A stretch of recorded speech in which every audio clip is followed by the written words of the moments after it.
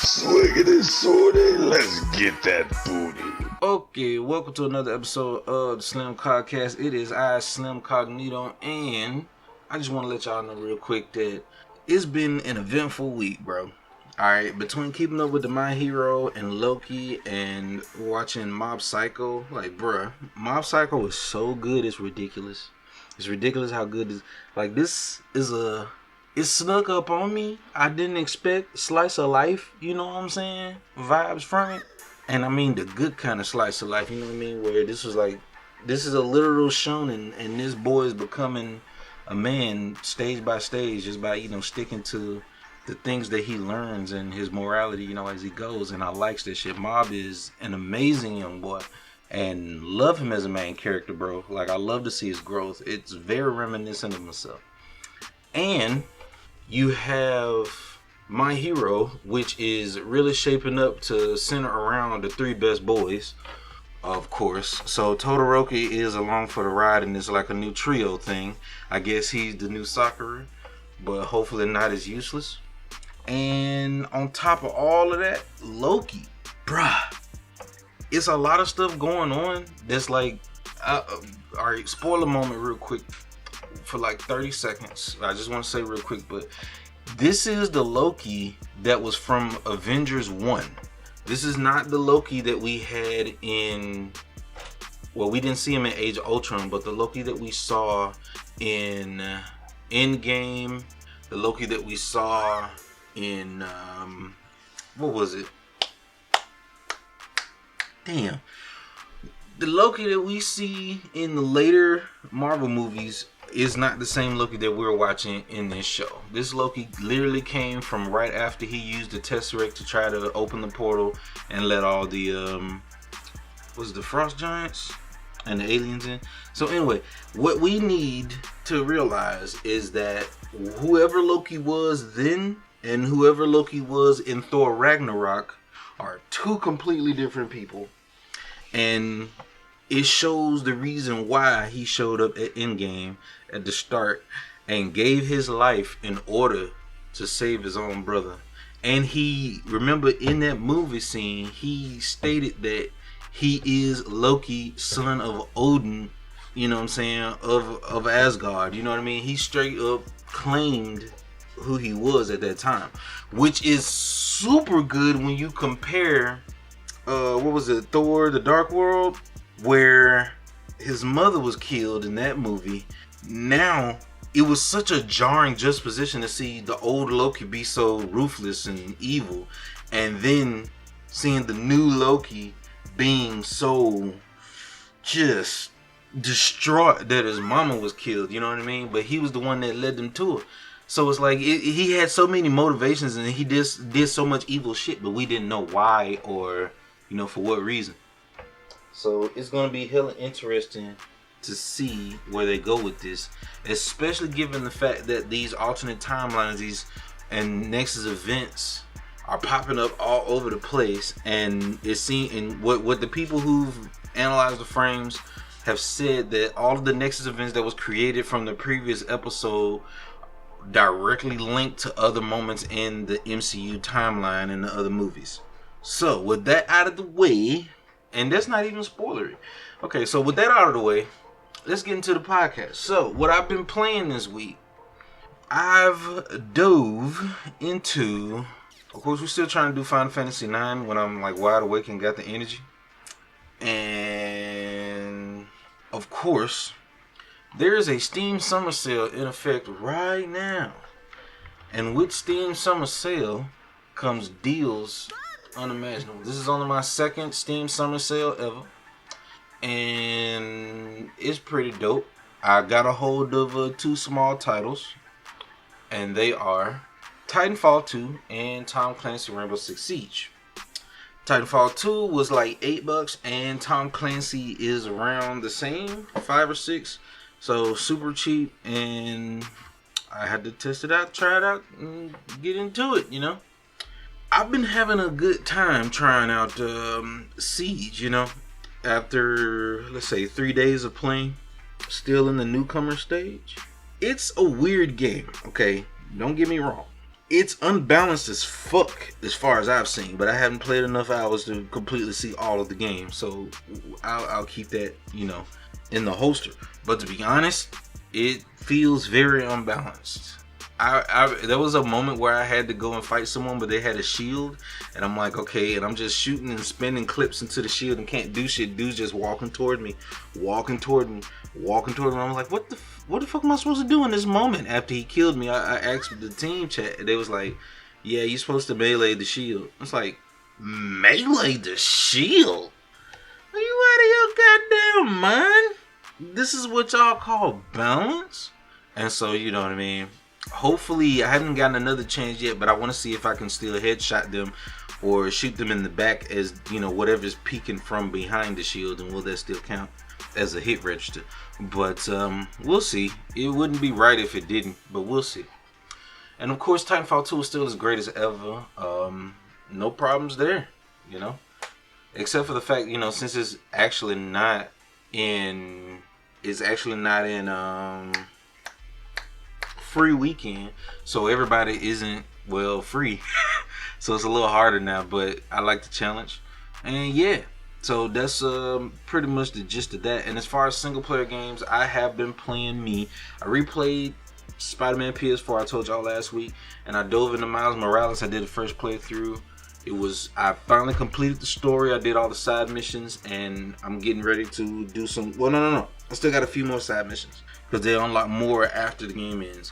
But once I finish those up, and then maybe do a new game plus, we'll talk about it completely. But thus far, we can talk about the story, and the story is great. All right, for a change, it's the female best friend who's the villain. For a change, the villain redeemed themselves through sacrifice, and it was well done. And for a change, the hero became that way, and you got to watch them grow. One of the disconnects from Spider-Man PS4 that Miles Morales does offer is that you actually get to be in the shoes of Miles, because he's more of a regular dude. He's more of a relatable person. The most relatable thing that happened to Peter Parker in Spider-Man PS4 is that he didn't pay his rent because he was Spider-Man and all the time. So, I mean, if you working for Octavius on that level, you know what I mean? It's supposed to be like from the ground up, type of business to develop these prostheses. Bro, you should have some type of bread. They ought to be able to break you off something to live. Don't nobody give these grants out and just be like, all right, work science, and then expect you to work another job on the side. Like, what? That don't make sense to me. So anyway, Miles Morales though, like Miles, straight up, you get to see him trying to learn to balance his social life with his hero life. And, even though you never really get good at it, considering how it is for Pete and every other superhero. But Miles literally gets, like, the conversations he's had with his uncle and what his uncle teaches him and what he's learned from the relationship between his father and his uncle taught him so much by a parallel sense about his relationship with Finn and the Tinkerer. And it's super good. They twist it on you too. They subvert your expectations when it comes to his Uncle Aaron. And it's highly recommended that y'all grab a copy, man. It's when did the game come out? Was it December? Somewhere around December? Yeah. It's highly worth it for you to check it out. And also, don't believe the hype, alright? I know PS5 is new, shiny, and you really do want that. I wouldn't mind having one of those. But, because I really want to play me some Demon's Souls Remastered. And some Ratchet and Clank, of course. I mean, my name's still Incognito. What did you expect? But, damn, Ratchet, everything else, like those games look amazing, and they actually, benefit from using the SSD and the new hardware. But the PS4 version of Spider-Man Miles Morales is not bad, like, at all. Like, there's only, like, nitpick things, but it's a full realized game, and the load times are not long. I think the longest loading screen I saw was like 4, maybe 5 seconds. And even then, I remember there was still a video going around on Twitter comparing the load times between Spider-Man PS4 and Miles Morales on PS5. And Spider-Man PS4 goes into a loading screen before you go back to the open world when you do a warehouse fight or whatever. and it was put side to side with a moment in the game where Miles would just web swing right out of the warehouse and just go swinging into the city, which is kind of misleading because it does the same thing on PS4. It's not like it has no bottleneck of load time. It's just going. So yeah, if you want to play this game, do not hold yourself back until you get a PS5. Just go ahead and play it. All right, it's fine on the PS4. Enjoy yourself. It's a good ass game. That being said, another game that I tried out recently for the first time was Dead Rising, because I never played Dead Rising. I think the first Dead Rising was only on PC and Xbox 360. It's a weird experience and very different, actually. It feels very 2008-esque. 2009, whenever it came out. And whew, boy, it looks like it too. Goddamn. Them textures are not nice. But of course, the bright art style and the Japanese aesthetic of game design keeps it together a little better. So that's nice. I hadn't played enough to really share an opinion, but I just wanted to let y'all know that it is very neat, and I'm gonna be playing it in my off time. Maybe even throw it on the stream a couple times. So yeah, crazy. But let's move on over and get into the news, because the first thing on the docket is something very cool that I found. Every company should do this, especially if they have a AAA, classic series. Every single development company or publishing company should do this shit.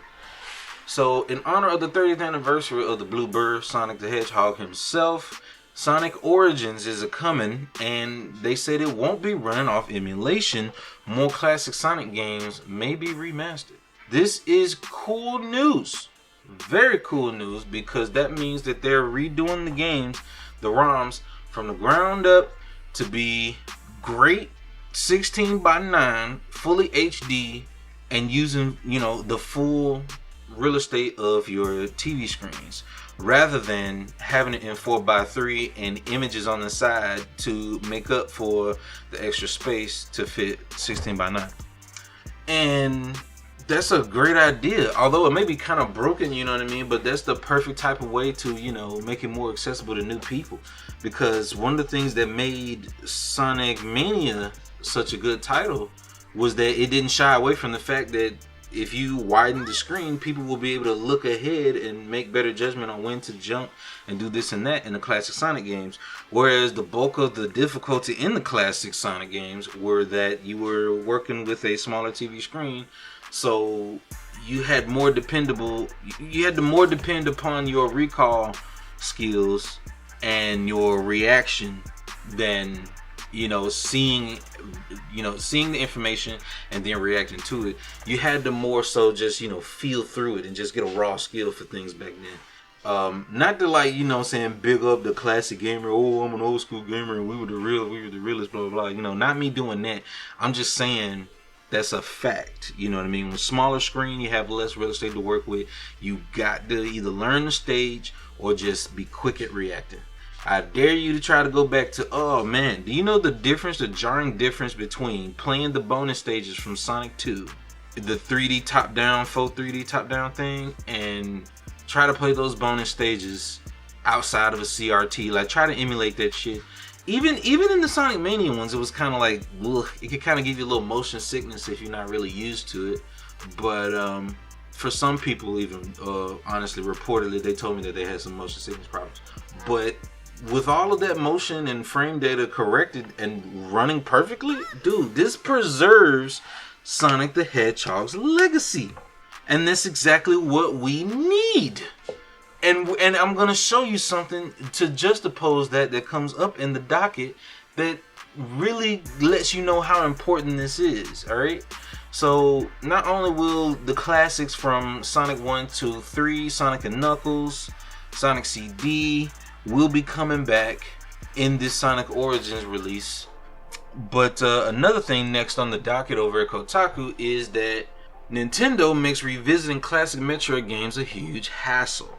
So the Metroid games are as follows: Metroid 1 on the NES, was Metroid 2, Samus Returns on the Game Boy. Then you have Metroid 3, which was Super Metroid on the Super Nintendo, and you have Metroid 4, which is Metroid Fusion, which was on the Game Boy Advance. All of these classic games are hard to get a hold of. I think the only one you can play right now on the Switch legally is Metroid 1 on the NES.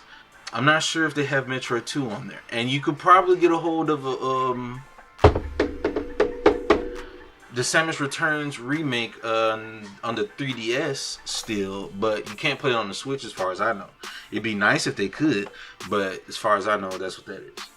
And you see the problem, right? So now that we have Metroid Dread on the horizon announced at E3 from Nintendo, if anybody wanted to go back and play the classic Metroids and refresh their memory on the story, or just play a classic good-ass game, especially like Fusion, which is very linear but super good overall in terms of pace and gameplay, atmosphere, all those things hit the nail on the head, which calls back perfectly to the aesthetics of Super Metroid perfectly. So when you have this problem, you can't really blame people who feel disconnected on the continuation of your series. There's been such a gap between 2D Metroids and an actual sequel to Fusion that, bro, Metroid Fusion came out on the Game Boy Advance in like 2007? 6, 7? Something like that? Or it was around the release of Metroid Prime 1 on the GameCube. We've gone through three consoles from Nintendo since then. That is a huge gap. So, of course, the Metroid fans would have to be a loud minority. And I'm sorry to say, but if Nintendo doesn't make this available to people, like Sega is clearly doing correctly, then you have no choice but to emulate it. And this is not me telling you to go and pirate games or emulate games. This is me telling you that you have no other choice. You know, like what other options do you have? So and I find that to be very alarming. We cannot have that. This is the main reason why emulation and soft modding exists, is because these games are not properly preserved, and they are perfect games that can hold up to this day. These same games that were great on the Super Nintendo, Game Boy Advance, etc., are like on the same level and inspired many amazing indie games. Stuff like Hollow Knight. Bro, like the mini games that are inspired by the indie scene would not exist without these classics. So please understand that there's space for them in the modern world. People still play these games. They're great. All right, the kids aren't all the way lost. They want to play this old stuff too. But let me stop ranting. Let's move on over. Next thing on the docket over on Eurogamer.net. Friday the 13th game was set for an Among Us style mode before lawsuit blocked development. So, long story short, the whole lawsuit between the person who owns the rights to Friday the 13th and Jason Voorhees, Victor Miller, and he got into an ongoing legal battle with the producer of Friday the 13th, Sean Cunningham, in 2017. Now they've been going back and forth over this, and this is around the time that the game was, being developed, and we haven't seen new updates. There haven't been new content. Like, a lot of things have been in development hell for this game because of these lawsuits and these greedy bastards. And it's like, all right, we understand. I feel like if they not broken on the street or struggling, let the shit go so these people can make this content. Like, damn, or reach some type of agreement. But that's easier said than done. We don't know the full story, so I won't be too, I won't harp on that too hard. But still, damn. Also, here's another thing. The gameplay that they planned for this Among Us style thing was going to be all the campers only, just the counselors, and you had to find the Jason mask to become Jason. And you can switch between being him and being a counselor, but you had to hide to change it out. And that way, people have to discern, okay, who's the killer. They're only here at certain times, etc., which, I don't know. That could work in a certain sense if you make some mechanics that'll make it harder to guess. But I find that very interesting conceptually. You know what I mean? And they just, the fact that something with that much potential to get, you know, shit canned like that, that's terrible, bro. That feels terrible. And now, let's see, they were planning on a lot of other things, like setting up all types of different prom night event, you know, new skins and this, that, and the third. But they never got the chance to finish it because of this stupid lawsuit. So it's a shame. Hopefully one day, you know, maybe there's a sequel down the line and they can do more with it. But as of right now, yeah, that shit looks dead. Pour one out for them. Next, over on Game Luster, which is a site I hadn't been to much, but it seems to be legit as far as I've seen, checking its sources and whatnot. But according to a couple of tweets out from Dealer Gaming and a person named Nick, there's been leaked information about Ghost of Tsushima expanding and launching this year. So it's going to be an expansion for Ghost of Tsushima, and the launch date goal is 2021. And somebody's going to be in huge trouble, according to Nick, about how that information got out to the public. So yeah, must be legit, and can't wait to see what happens, because quiet as kept, we do have a copy of Ghost of Tsushima, and I can't wait to see. I haven't even touched it myself, so I hadn't even played the base game. But if there's an expansion coming, that's going to be even better. This might be Sucker Punch's version of The Witcher 3. Can't wait. So yeah, that's pretty much everything. It's just this expansion. And the reason the reason I included this in the docket is because I am surprised at how much support Ghost of Tsushima has. Didn't it receive a co-op multiplayer or something like that update months after its release? And now it's getting even more stuff like a year later? When did this game come out? This game came out last year, right? I think so. So yeah, it's crazy. It's wild. I can't believe it. But anyway, next over on Game Debate, once again, Bloodborne was the most played game on PC thanks to PlayStation Now. Possible remaster coming soon. Let's hope, because oh my god, bro, Bloodborne is one of the, this might be like, there's a lot of good Souls games out there, alright? Demon Souls is the best one in my personal opinion in terms of just that feel. But damn, I believe that Bloodborne was their masterpiece and magnum opus. Everything about that game is so seamlessly wrapped together and tied with a bow and seamed together like seamlessly. It's just so perfect of a package, from the story to the gameplay, and everything feeds into each other, where the gameplay feeds into the story and the story leads into the gameplay. So good. It's a complete package. I'm not gonna gush for that long, but anyway, this is something that needs to be available to as many people as possible. And if we can't get it on that box, then damn it, put it on PC. Alright? Put it on PC. Next on the docket, finally, at techspot.com, latest Marvel's Avengers update has a PS5 bug that displays usernames and IP addresses. Bro, this is bad. This is bad. This is bad. This is terrible. Like, people who stream this game, gotta be honest with you, the only way they know about this information is either through an article or this tweet that came out by Marvel's Avengers. Square Enix, please. But anyway, these people have to be in the realm of someone who's just out of the loop and older and just wants to play the game, or someone younger who's playing the game and wants to stream it, and their IP address gets leaked, and now who knows what could happen. I don't even want to think of it. But yeah, that's what's happening, and it's a shame. I really feel like this is a huge, they say it's a minor security threat even in the subtitle of this article, but that ain't minor to me.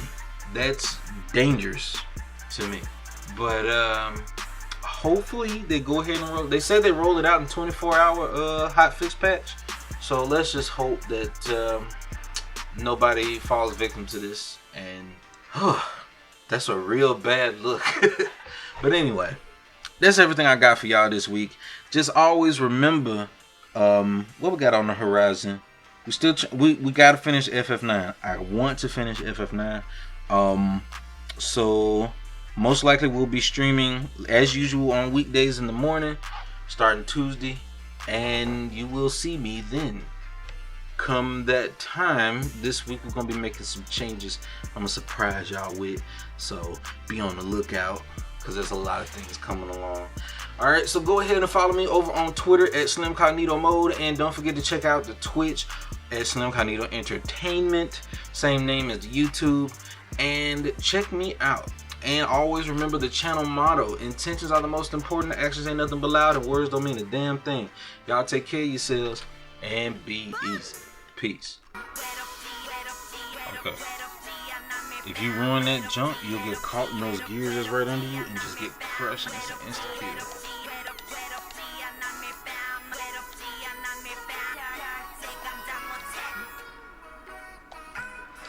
Don't fall.